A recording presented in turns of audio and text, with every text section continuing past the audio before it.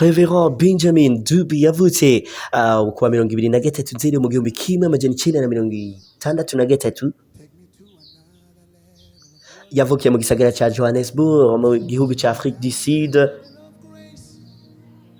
Avuka muri famiye y'abana batanu mu muryango w'abakozi b'Imana. Papa we yitwa Benjamin na mama wiwe Grace, bose barabavuga butumwa, ariko hirya butumwa yivuga butumwa mama wiwe Grace yongerako ibikorwa vyo kuririmba muri chorale.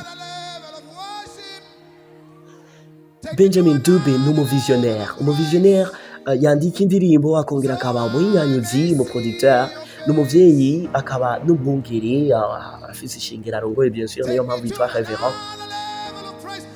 Yabaye uwinspira abandi ba artiste mu gihugu ciwe ca Afrika y'Epfo, baba bakijije n'abadakijije, bavuga ko bama baginda kumusanga bamusaba impanuro mu bijanye n'umuziki. Urugendo rwe rw'umuziki yarutanguye muri 1986 aho yasohora indirimbo yiwe ya mbere yise Holy Spirit, indirimbo yise ikundwa n'abantu benshi mu gihugu ca Afrika y'Epfo, yewe n'inyuma no hakurya ya Afrika y'Epfo, ivuza ku mateleviziyo menshi n'amaradiyo yose yo muri South Africa, aho yagurishije amakaseti arenga 25,000 kuri iyi ndirimbo gusa. Ivyo vyatumye aza kumenyekana hirya no hino kw'isi, aho muri Afrika, muri Amerika bahise bamuhamagara mu ishirahamwe rya Harmony Records, ishirahamwe bien sûr ritunganya ivy'umuziki muri USA.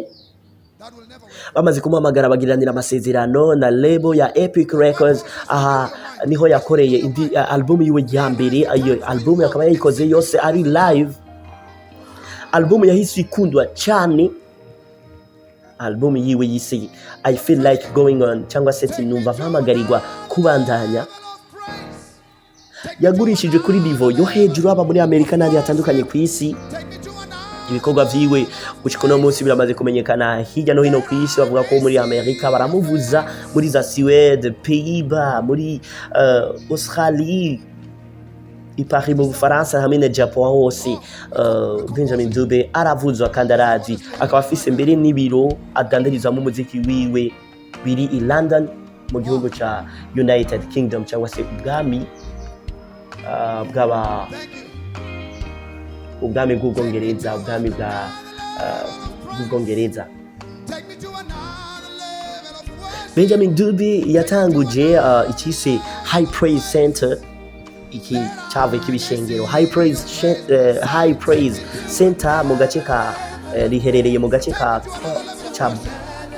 Murantunga, riherereye mu gace ka Boksburg mu gisagara cya Johannesburg. High Praise Center ni organisation cyangwa se ishengero ifasha abantu mu by'ubuhemu.